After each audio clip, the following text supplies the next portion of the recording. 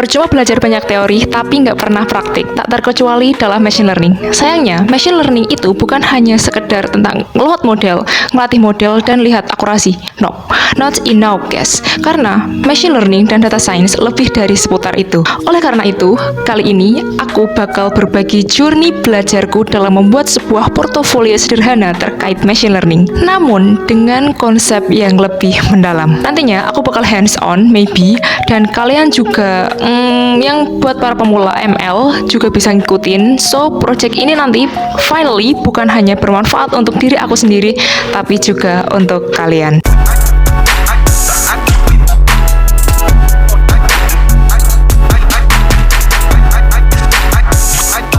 Welcome to my YouTube channel bersama aku Aralin di Here Aralin. Setelah kemarin aku berbagi soal proyek kecilku yang mempermudah hidupku sendiri, iya, membuat sebuah QR code dengan 10 baris kode Python. Kalian bisa cek videonya di berandaku. Tapi kali ini kita bakal bikin proyek yang lebih uwu. Sebelum kita mulai ngobrol soal proyeknya, aku mau disclaimer dulu kalau aku di sini bukan expert dalam machine learning. Aku hanya seorang mahasiswa IT yang suka belajar machine learning dan ini adalah bagian dari journey belajarku. So buat kalian yang udah expert, I don't care ya kalian mau stay nonton atau enggak. Tapi kalau misalnya kalian mau netep di sini dan ngasih masukan-masukan dan insightful, I will thank you so much guys, karena itu bakal jadi masukan dan pembelajaran buatku dan yang nonton juga. Dalam project ini nanti aku bakal hands on, tapi mungkin nggak 100% pure aku yang ngetik karena aku bakal pakai bantuan AI juga dalam belajar. Ya, aku nggak bakal menutup fakta kalau aku pakai AI buat bantuin aku belajar. Ingat, bantuin, bukan diperbudak. Sebelum itu, please like, comment, dan subscribe channel ini biar aku makin semangat belajar ML-nya dan channel ini juga makin berkembang, so kita bisa belajar bareng dan berkembang bareng. Nah, oke, sekarang udah terlihat dan terpampang di layar ponsel kalian masing-masing ataupun PC, laptop atau apapun lah device yang kalian gunakan. Di sini ada sebuah ada semacam kerangka yang udah aku siapin, dimana melalui kerangka ini nanti kita bakalan tahu kira-kira topik apa yang akan kita gunakan, fokus project ini bakalan mau kemana, tujuannya apa, lalu kebutuhan tools dan frameworknya apa aja, dan juga jangan lupa highlight apa yang akan kita tekankan dalam pembelajaran kali ini. And seperti yang udah bisa kalian lihat di situ, aku bakal mengambil topik di dunia medis karena machine learning ini sangat luas ya, tidak hanya dalam dunia IT tapi bahkan penggunaannya saja sudah sangat banyak diterapkan di dalam dunia medis. Dan untuk fokus use case-nya, aku bakal mengambil satu buah use case, yaitu liver disease classification. Nah, betul banget, liver disease classification. Liver, apakah itu project ini? Jadi project machine learning kali ini itu tujuannya adalah untuk melakukan klasifikasi apakah seorang pasien itu menderita penyakit liver atau tidak. Nah, ini adalah tujuan akhir dari project machine learning yang akan aku pelajari. Nah, lalu untuk membuat project ini tentunya kita membutuhkan sebuah tools, framework, device, dan sumber daya yang lainnya. Untuk kebutuhan yang pertama, karena ini berkaitan dengan machine learning, jadi tentunya kita membutuhkan sebuah data. Datanya dari mana? Akan aku ulas nanti, oke? Selanjutnya, kita akan menggunakan sebuah bahasa pemrograman untuk melakukan pengolahan datanya dan membuat sistem machine learning-nya. Dan di sini aku memilih menggunakan Python. Yang anak programming, yang anak IT pasti kenal dengan yang namanya Python. Selanjutnya, kita sudah punya data, kita sudah punya Python, lalu kita butuh yang namanya sebuah Visual Studio untuk melakukan programnya. Dan di sini aku bakal pakai IDE yang mana namanya adalah PyCharm dari JetBrains. Oke, lalu apa lagi? Kira-kira apa lagi ya yang aku butuhin ya? Setelah data ada, Python ada, IDE, PyCharm, JetBrains ada. Nah, karena kita bakalan ngoding dan ini machine learning, tentunya dengan pengolahan data yang akan kita lakukan nanti, kita membutuhkan yang namanya sebuah library atau package ya, package. Yang ini mungkin nanti aku bakal pakai Pandas untuk pengolahan datanya. Lalu ada kemungkinan NumPy untuk operasi matematika, lalu ada Matplotlib ini untuk visualisasi, Seaborn juga untuk visualisasi, dan juga ini yang paling penting adalah sklearn, di mana sklearn ini merupakan sebuah library yang dikhususkan untuk machine learning. Sklearn atau kepanjangannya adalah scikit-learning. Dan yang terakhir aku bakal pakai Joblab, di mana Joblab ini fungsinya itu adalah dimana kita untuk menyimpan atau membuka istilahnya model yang telah kita latih begitu.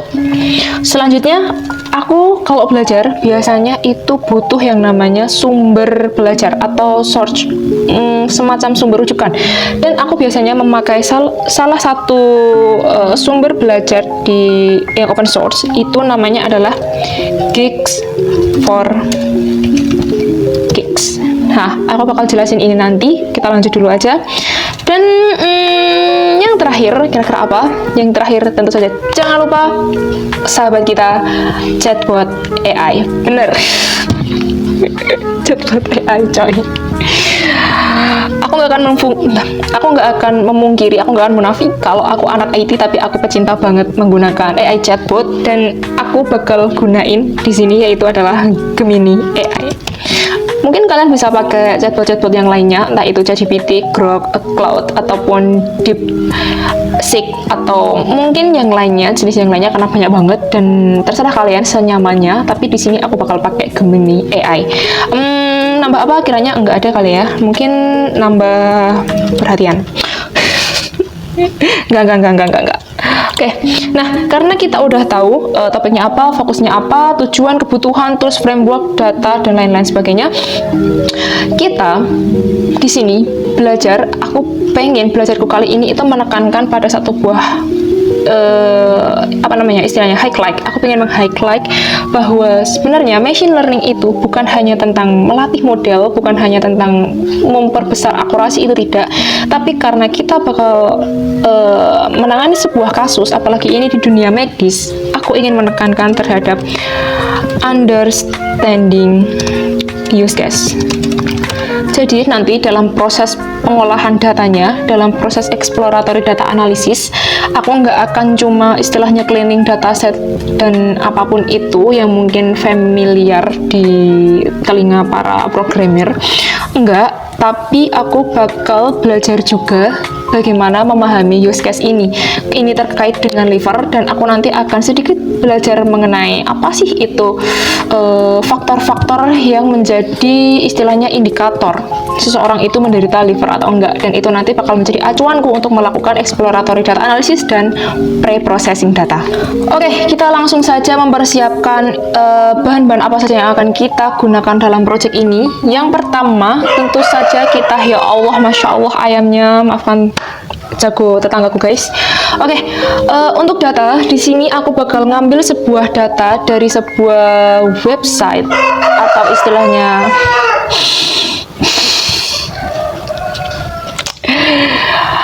lupakan. Di sini namanya adalah Kaggle. Jadi ini adalah semacam software website yang terdapat kumpulan banyak sekali data yang memang dikhususkan atau banyak digunakan untuk para praktisi machine learning. Di sini ada banyak banget data dan kita bisa cari. Oh ya guys, nanti untuk link dan segalanya bakal aku include-kan di description box. Jadi kalian nggak usah bingung nanti pakai apa aja kalian bisa langsung cek aja di description box. Oke. Nah,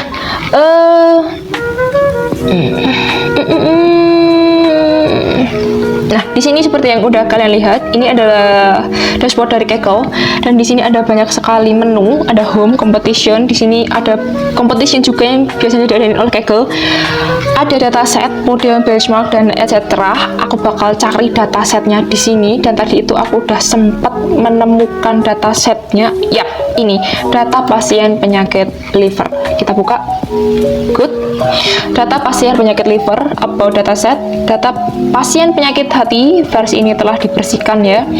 Dataset ini merupakan versi yang telah dibersihkan dari dataset Indian Liver Patient Record yang populer, yang bersumber dari UCI Machine Learning Repository. Nah, ini juga merupakan salah satu source jika kalian ingin mencari dataset di UCI Machine Learning Repository. Ini juga biasanya banyak banget data di samping Kaggle juga. Aku biasanya juga nyari di sini, tapi kali ini kita gunakan Kaggle. Dataset ini berisi catatan klinis dari 583 pasien yang dikumpulkan dari India Timur Laut, Andhra Pradesh, yang sangat berguna untuk tugas klasifikasi machine learning khususnya dalam memprediksi penyakit hati. Nah, ini tadi, ini kita baca metadatanya, ada apa aja guys? Dataset ini terdiri dari 10 fitur atau 10 kolom independen dan satu variabel target. Karena memang kali ini aku bakal melakukan project machine learning supervised yang dimana datanya itu udah ada labelnya. Jadi kita pakai data ini, data yang udah ada satu variabel targetnya. Dan ini adalah untuk deskripsi atribut atau kolom, fiturnya apa saja, ada age, gender, total bilirubin, direct bilirubin, alkaline phosphatase, dan yang lain sebagainya. Dan seperti highlight yang udah aku sampaikan, kalau nanti aku nggak akan cuma melakukan EDA sebatas pada pembersihan data secara matematika, enggak, tetapi aku juga bakal memahami ini atribut-atributnya ini apakah dia relevan atau tidak, karena nanti akan sangat berkaitan pada proses pre-processing gitu. Dan sekarang kita bisa download datanya. Gimana caranya? Di sini ada sebuah button download, ini tinggal kita klik. Ini kalau misal kita mau mengimport dalam kode programnya, tapi karena aku pengennya kali ini kita download dalam bentuk CSV, kita bisa download dataset AZIP. Loading, dan ya, dataset completed. Oke. Dataset kita udah dapat. Sekarang kita lanjut kepada kebutuhan selanjutnya adalah bahasa. Bahasa pemrograman yang aku gunakan adalah Python. Yap, di sini. Dan by the way, karena aku mengasumsikan kalian udah tahu, atau mungkin kalian juga seorang anak IT atau apapun, karena tujuanku memang itu untuk kalian audiensnya anak IT, tapi nggak menutup kemungkinan juga kalian bukan seorang anak IT.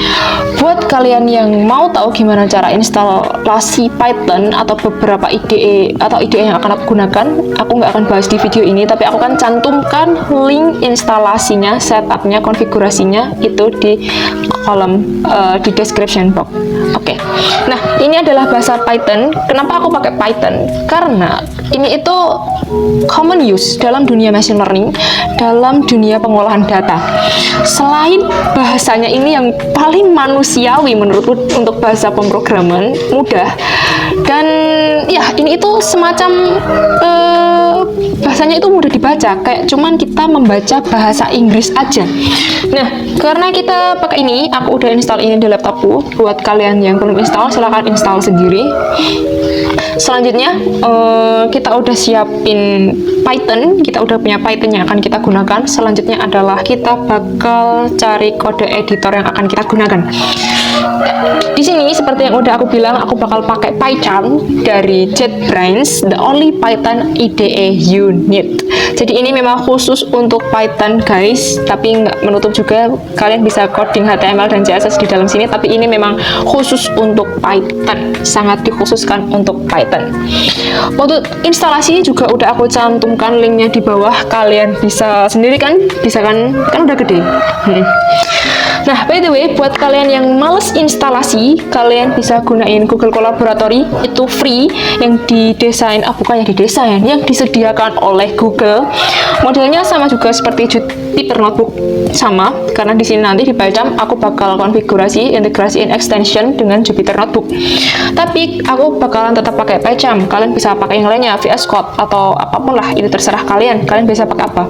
Di samping karena tiap hari aku pakainya ini untuk membuat project machine learning adalah karena settingan dan konfigurasinya aku pikir itu sangat mudah, lebih simpel daripada VS Code, terutama untuk project machine learning dan integrasi ke Jupyter Notebook.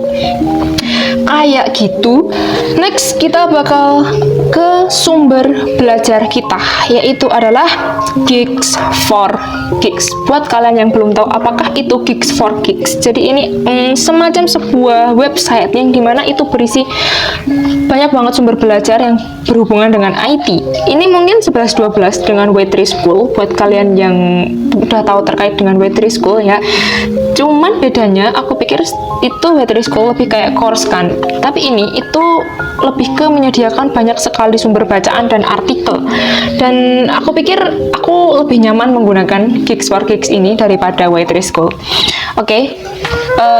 Dan juga di sini nggak cuma Python aja, bisa banyak banget praktik problem C, C++, Java, Python, JavaScript, Data Science, Machine Learning, dan course-course-nya. Dia juga punya course.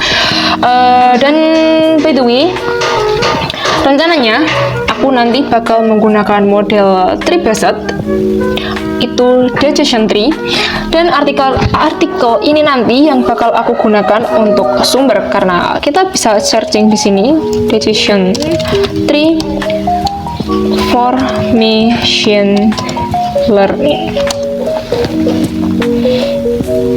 Nah, di sini sudah muncul berbagai macam artikel atau istilahnya sumber rujukan lah yang bisa kita gunain. Decision tree for machine learning, dan artikel-artikel ini nantilah yang bakal aku gunakan sebagai sumber rujukan dalam belajar project kali ini. Tapi aku juga tidak menutup kemungkinan kalau misalnya aku bakal explore beberapa model machine learning lainnya. Dan ya seperti yang kalian lihat, Geeks for Geeks ini English based, karena ya emang sejujurnya dunia IT itu basicnya itu menggunakan bahasa Inggris. Kalian bisa biasa kan menemukan berbagai sumber IT itu lebih istilahnya lebih konkret kalau disediakan dalam bahasa Inggris. Literaturnya juga banyak yang menggunakan bahasa Inggris. So, jadi guys, di sini aku bukan cuma mau ngajak kalian belajar ML bareng, tetapi juga belajar English melalui IT. Setelah Geeks for Geeks, ada apa lagi? Tentu saja yang terakhir adalah sahabat kita semua, yakni chatbot AI, Gemini AI. Oke, jadi aku bakal pakai Gemini AI untuk partner belajarku nanti. Dia bakal jadi best friend buatku belajar, jadi mentor aku. Dan di sini aku sudah disambut dengan kalimat hello Aralen, hello juga Gemini AI, dan aku bakal prompting dulu. Hello Gemini, you are my mentor in machine learning today, so please make my journey easy. Okay. Hello, this wonderful, it's a habit, bla bla bla bla. Oke. Mungkin aku nanti bakal pakai bahasa Inggris di sini karena ya seperti yang udah aku bilang, aku nggak akan cuma ngajak kalian buat belajar machine learning, tapi juga belajar bahasa Inggris melalui IT. Tapi aku juga belum pintar banget untuk bahasa Inggris, aku juga sebatas paham aja. Mungkin nanti kalau aku udah pusing kali ya, aku bakal balik ke bahasa Indonesia. Oke, selanjutnya kita bakalan prepare an environment. Di sini kalian harus nyiapin sebuah folder yang dimana itu adalah environment yang akan kita gunakan untuk membuat project ini. Dan aku saranin, bukan saranin ya, mungkin lebih ke harus kali ya, folder atau environment yang kita buat ini nanti harus ada dalam folder Python yang udah ada di laptop kalian, atau misalnya kalau baru kalian download, nah itu tuh harus ada satu folder dengan folder Python kalian. Dan di sini seperti yang bisa kalian lihat, oh ya Allah, mouseku mati. Oke, nah di sini ada folder Python, lalu ada PyCharm, ini folder PyCharmku, dan ini adalah folder kumpulan project-projectku. Dan di sini nantilah aku bakal membuat sebuah environment khusus untuk project liver classification ini. Gimana caranya? Kita bakal bikin environment dulu, environment Python. Kenapa nggak campur aja jadi satu dengan environment global?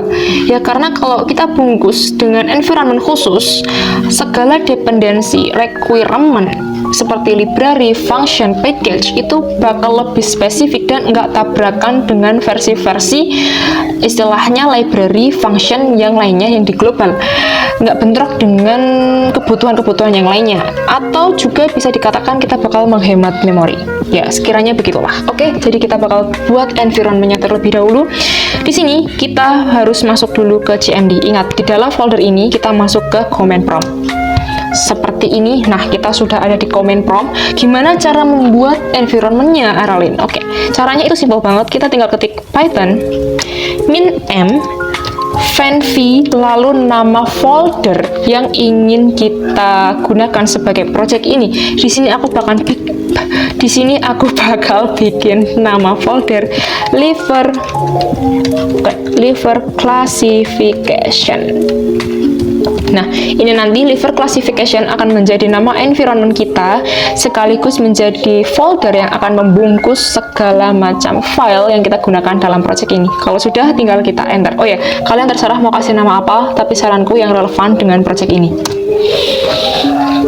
Oke, kita tunggu jelong. Nah, kalau sudah seperti ini, itu berarti environment-nya atau foldernya itu sudah siap. Dan kita cari apakah ada di sini ya. Masya Allah, kembali Z.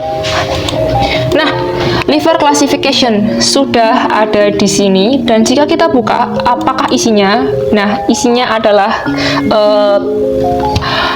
semacam perintilan yang memang ini itu miliknya Python, dan ini dibutuhkan dalam proyek kita nanti. Ada folder include, folder library. Kira-kira ini apa isinya? Status page, pip, ini nanti untuk kebutuhan instalasi library, package, dan function-function lainnya. Lalu ada script. Nah, kita bisa lihat aplikasi Python kita sudah tersedia di sini, dan juga semacam git ignore atau apalah ini yang nanti berkaitan dengan git, konfigurasi, dan ya pokoknya itu. Jadi karena environment sudah kita siapkan, sekarang kita lanjut ke PyCharm. Nah, oke, sekarang kita udah berada di PyCharm-nya, dan di sini search everywhere ini adalah semacam pembukanya. Untuk menyiapkan project kita tinggal klik main menu, lalu pilih open, dan kita cari folder yang tadi udah kita buat. Di sini aku bikin liver classification, klik dan select folder this window, dan terbuka. Ya, di sini sudah masuk folder kita dan segala dependensinya. Untuk settingannya kita akan bahas di video selanjutnya, tapi di sini sebelumnya aku mau ingetin kalian, jangan lupa masukin CSV yang tadi udah di-download dari Kaggle ke dalam folder yang udah kalian buat. Oke, nah, karena video ini hanya khusus buat persiapan source dan environment saja, aku nggak bakalan ngoding sekarang di video ini nggak, tapi di video aku berikutnya. Kita udah tahu projectnya apa, kita udah tahu tujuannya apa, seenggaknya topiknya apa, kebutuhannya apa aja, datanya apa aja, preparein environment dan sumber belajarnya juga. So, buat kalian yang penasaran dengan kelanjutannya, jangan lupa buat like dan subscribe channel ini supaya kalian bisa tetap stay ngikutin journey project aku. And bye.